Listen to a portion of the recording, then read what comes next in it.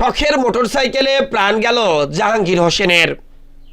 ঝিনাইদহের কালীগঞ্জে ট্রাকের সঙ্গে মোটরসাইকেলের মুখোমুখি সংঘর্ষে মোটরসাইকেল আরোহী জাহাঙ্গীর হোসেনের করুণ মৃত্যু হয়েছে। ঝিনাইদহের কালীগঞ্জ উপজেলার শাহপুর ঘিঘাটি এলাকায় ট্রাকের সঙ্গে মোটরসাইকেলের সংঘর্ষে জাহাঙ্গীর হোসেন 55 নামের এক মোটরসাইকেল আরোহীর মৃত্যু হয়েছে।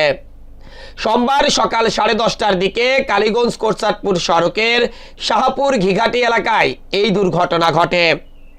নিহত জাহাঙ্গীর হোসেন জেলার মহেশপুর উপজেলার নাটিমা গ্রামের আব্দুল জলিলের ছেলে।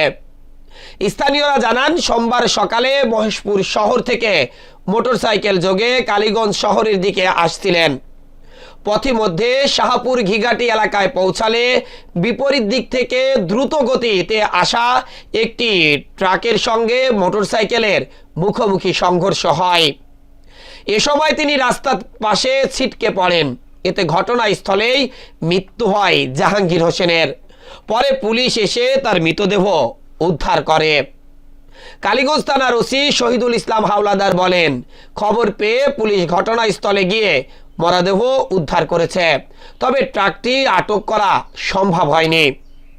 দিনের পর দিন মহাসড়ক ও আঞ্চলিক সড়কগুলোতে যেভাবে মোটরসাইকেলের চাপ বাড়ছে, সেইভাবে দক্ষ মোটরসাইকেল চালকের তৈরি হয়নি এই জেলা জুড়ে।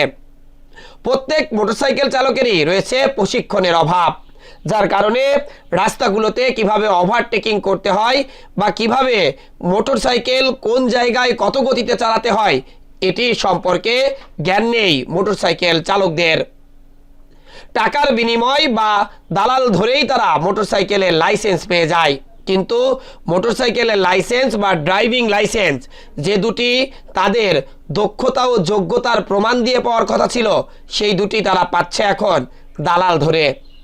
সুতরাং দক্ষ প্রশিক্ষিত মোটরসাইকেল চালক যেমন আসছে না, যার কারণে বেপরোয়া গতির মোটরসাইকেলের সাথে বেপরোয়া গতির অন্যান্য যানবাহনের মুখোমুখি সংঘর্ষে প্রায়ই মোটরসাইকেল আরোহীদের মৃত্যুর খবর আসে। Desk report, eagle TV news.